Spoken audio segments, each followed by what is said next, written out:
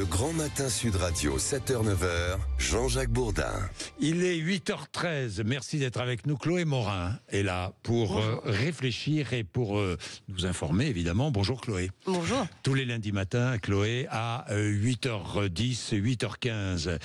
La ministre du Partenariat, alors j'aime beaucoup les intitulés des ministères. Ministre du Partenariat avec les territoires et la décentralisation.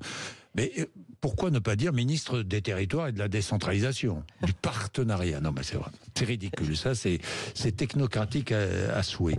A annoncé hier qu'il n'y aurait pas de retour de la taxe d'habitation sur la résidence principale. Donc pas de taxe d'habitation. Mais, elle s'est dit ouverte à une réflexion sur une participation possible au fait de vivre dans une ville ou un village. Parce qu'on vit dans une ville ou un village, eh bien, on pourrait payer, en y vivant, on pourrait payer une sorte de taxe. En fait, c'est un impôt. C'est le concours l'épine des taxes qui se poursuit, Chloé Morin. Alors, comme vous le savez, la France est d'une créativité fiscale infinie. Vous vous souvenez de la phrase de Clémenceau, la France est un pays extrêmement fertile, on y plante des fonctionnaires et il y pousse des impôts. Il est donc normal qu'en entendant les propos de Catherine Vautrin hier, les Français s'inquiètent et se demandent s'il s'agit d'un impôt de plus.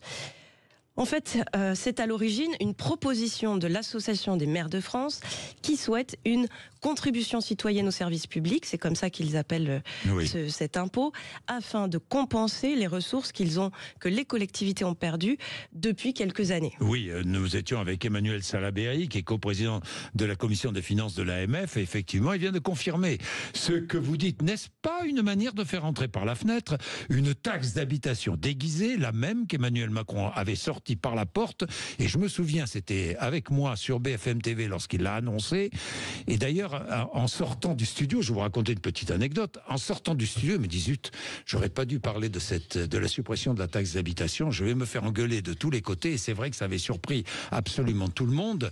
C'était juste avant, c'était au mois de février-mars, juste avant l'élection de 2017, oui, il avait fait entrer la suppression de cette taxe d'habitation par la porte, donc. Oui, tout à fait. Et c'est devenu un symbole du bilan d'Emmanuel Macron. Alors évidemment, un symbole nuancé, parce qu'on sait que par ailleurs, les taxes foncières ont augmenté, mais le gouvernement actuel ne peut pas véritablement rétablir cette taxe d'habitation. Et du coup, c'est tout le problème. Catherine Vautrin est face à une équation impossible. D'un côté, elle a Michel Barnier qui lui dit il faut trouver absolument des économies dans les budgets des collectivités, et de l'autre côté, elle a les collectivités qui lui disent nous sommes à l'os, il faut nous donner des ressources supplémentaires. Donc, dans le budget actuel, elle demande 5 milliards d'euros d'efforts aux collectivités, mais elle promet des contreparties, et dans ces contreparties, il y a d'une part la simplification, qui est un peu un serpent de mer dont on parle tout le temps et qui ne se matérialise jamais, mais il y a aussi un chantier sur la fiscalité locale.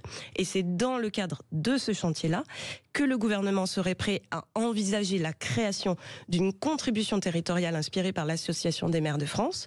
Catherine Vautrin explique sa démarche, je cite, « L'idée serait de recréer du lien entre le territoire sur lequel on vit et que l'on consomme, entre guillemets, et les charges supportées par les collectivités, comme l'aménagement, l'entretien, etc. » Donc elle entend porter ce débat avec les associations d'élus dans les mois qui viennent. Oui, on va en parler avec Éric Revel dans un instant, mais nous sommes bien partis pour que le gouvernement et l'AMF s'entendent sur la création d'une nouvelle taxe, d'un nouvel impôt. Alors, pas pour le budget. Non ? Pas pour le budget de 2025. Oui. Pour, là, nos auditeurs peuvent se rassurer pour cette année, mais ce sera uniquement pour l'an prochain. Car la contribution proposée par l'AMF n'a pas du tout, et c'est David Lisnard, le président de l'AMF, qui le dit, n'a pas du tout vocation à augmenter les impôts. Elle pourrait remplacer d'autres impôts, par exemple une partie de l'impôt sur le revenu ou des taxes sur le foncier bâti ou autres taxes déjà existantes.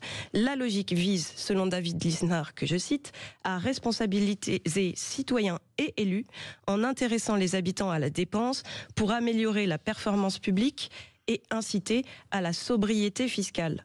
Il s'agit aussi, je le cite toujours, de permettre une baisse des prélèvements obligatoires, car le centralisme fiscal détruit le civisme fiscal et, in fine, coûte plus cher aux contribuables. Le président de l'AMF conclut, il ne faut pas le faire maintenant, car dans le contexte actuel, l'État a tellement besoin d'argent, comme un drogué, que cela s'ajouterait aux impôts actuels et ne diminuerait aucunement les taxes. Or, à l'AMF, nous voulons baisser les impôts et surtout pas les augmenter. Oui, c'est un souhait. Oui, qu'est-ce que vous en pensez, Éric Revel? Écoutez, David Lisnard, maire de Cannes, président de l'Association des maires de France, met souvent en avant son libéralisme. Oui. En disant, il faut réduire la dépense publique, il faut alléger tout ça. Pardonnez-moi, mais là, j'ai bien écouté Chloé Morin avec beaucoup d'attention, mais j'ai quand même le sentiment, si vous voulez, qu'on va pas rétablir la taxe d'habitation, mais on va créer une contribution, alors qui va écrêter un certain nombre d'impôts, ce que vous avez dit. Mais pardon, si on change juste le nom, si on change juste un nom, on dit on rétablit pas la taxe d'habitation, mais à côté de la taxe foncière, vous met un truc qui s'appelle contribution territoriale machin. Bon. Oui, mais Eric, moi je veux voir si ça dans le réduit détail. D'autres impôts. Oui. Alors, méfiant. Jean-Jacques, non, mais moi, vous savez comment ça se passe tout le temps. Vous savez comment ça se passe en France. Ça, vous avez raison de citer Clémenceau. Oui. Il disait vous mettez des fonctionnaires, ils poussent des impôts. Moi, je dirais en ce moment, vous mettez des députés, ils poussent des impôts. Oui. Parce qu'en réalité, la commission des finances ou la commission de la sécurité sociale, ils sont dans une créativité fiscale de folie. Donc, a priori, je fais plutôt confiance à David Lisnard. Oui. Mais je veux voir dans le détail. Vous savez, le diable fiscal est dans le détail. Vous avez raison. Dans le détail fiscal. Ça, vous avez bien raison. Mais l'idée, quand même, de responsabiliser le citoyen. Et l'élu. Et l'élu aussi. C'est-à-dire que savoir exactement, on paie une petite taxe que tout le monde paierait en fonction de ses revenus, et en contrepartie, on sait comment est utilisé notre argent. C'est ça aussi. Écoutez, ça, sur le papier, c'est beau. Sur le papier, c'est beau. Parce sur le que papier, c'est vrai que nous consommons localement. Oui, bien sûr. L'un des gros problèmes des Français aujourd'hui, vous le savez, Jean-Jacques, c'est que on paye quand même beaucoup d'impôts dans ce pays, c'est moins qu'on puisse dire, pratiquement le plus au CDE. Mais on se demande où passe l'argent. Mais on se demande où passe l'argent parce qu'on a des services publics, santé, qui ne cessent de décroître en qualité. Donc si on responsabilise les gens, si on flèche leur argent, peut-être qu'on y verra un peu plus clair. Mais moi, je veux voir ça sur le papier. Je vais à l'hôpital, je sais combien ça coûte à l'État et combien ça nous coûte. J'aimerais le savoir. Malheureusement, on ne sait rien. Bon, attendons quand même les détails. Pardon, moi je suis un peu circonspect. Vous savez, je suis vous aussi, Chloé, vous êtes un vieux journaliste économique. Et d'ailleurs, je pense que quand David Lisnard propose cette taxe, en réalité, il dit c'est l'ensemble du système fiscal qu'il faudrait refondre. C'est-à-dire qu'il y a une telle opacité que finalement nous ne savons pas où vont les contributions, tous les impôts que l'on paye, et donc ça ouvre la porte à des gaspillages et à des formes de on traque pas l'efficacité de la dépense publique aujourd'hui. Donc d'avoir une forme de transparence sur certains impôts, en tout cas ceux qui sont au niveau local, ça peut vraiment avoir un intérêt de mon point de vue. J'aime bien le mot responsabiliser. C'est un mot qui est malheureusement pas suffisamment employé, me semble-t-il. 8h20, allez, nous allons retrouver Maxime Trouleau dans un instant avec son rendez-vous, on en parle, et puis débat, et Louis Alliot, qui sera mon invité à partir de 8h30.